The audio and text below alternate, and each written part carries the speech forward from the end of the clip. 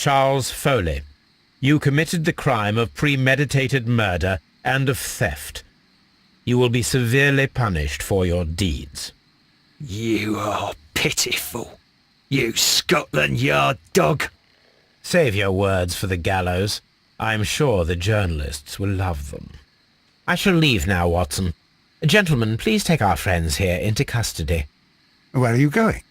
I have unfinished business. I'll see you at Baker Street.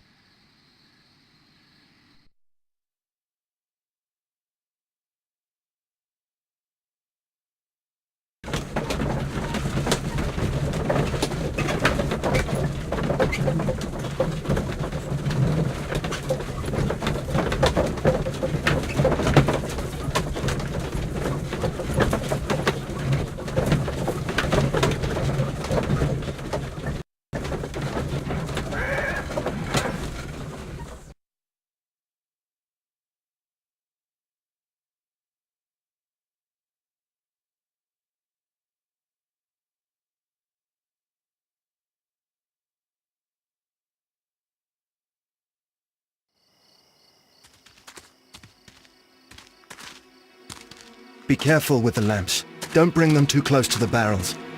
Good evening, gentlemen. Who's there? That is of no importance. What matters is who you are and the plans that you have here. So you can stop us from carrying them out? Eventually, yes. Hey, careful. You'll blow us all up. I'm listening. We are a group known as the Merry Men. But I suppose you knew that already.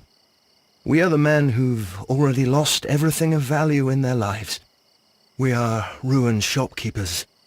We are workers who were fired from their jobs, honest people who were robbed.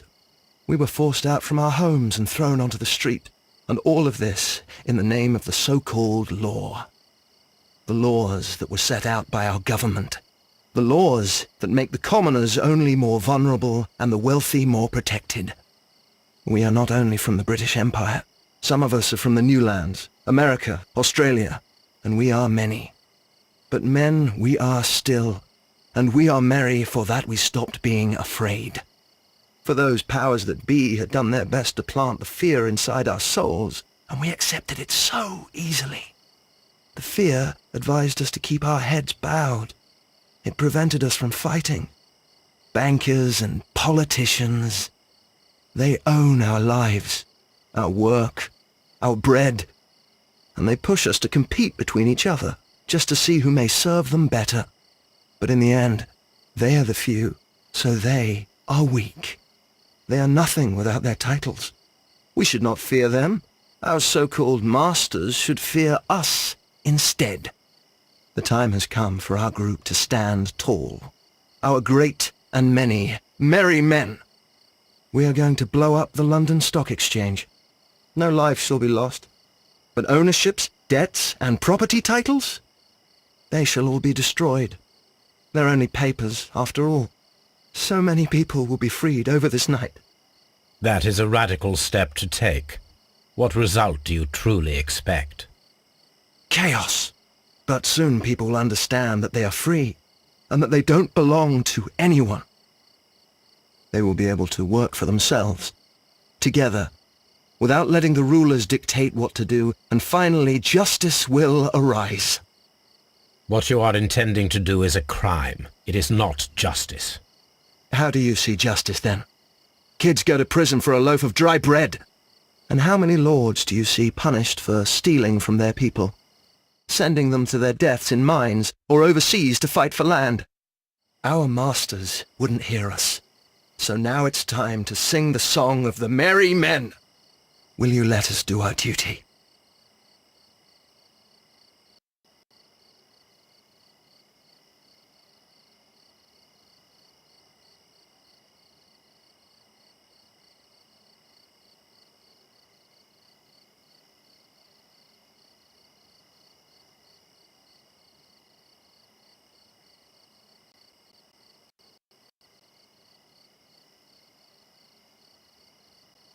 When the law serves only the few, it can no longer be trusted.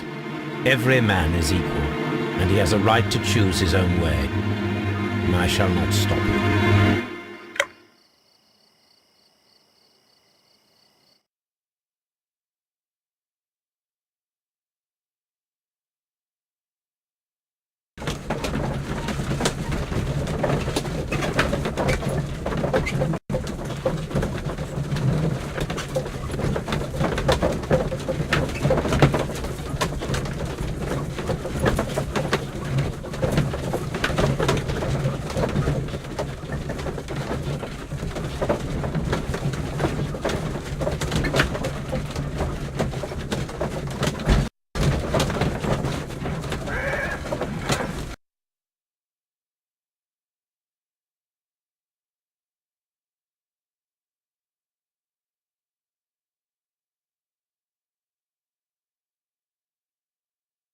So, you're interested in Russian literature now? Quite, lately.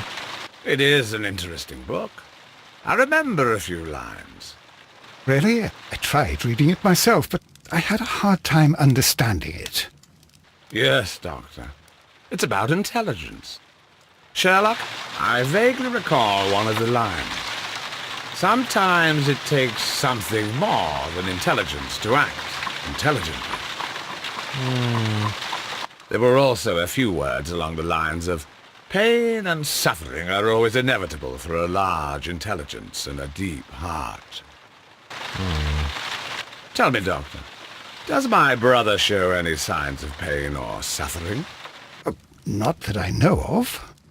Because you see, Doctor, behind all of his masquerade, my brother does possess a deep heart. So deep that he does not recall where he places his love. Well, I'm sure that... His love and his duty that, in the first place, should be directed towards the Empire. For without it, we would be nothing. A country filled with uncivilized men. I should leave now. Sherlock, Dr. Watson. Holmes, what just happened? What was that? The start of a new world. Anything in the post, Watson? Any clients worthy of our attention? Only a second reminder from Mrs. Hudson about our new neighbour. She urges you to remove your... Oh, I don't care about that. Holmes, the lady who will be moving in shortly has requested the use of our spare room to place all of her boxes. Wait. What? A lady?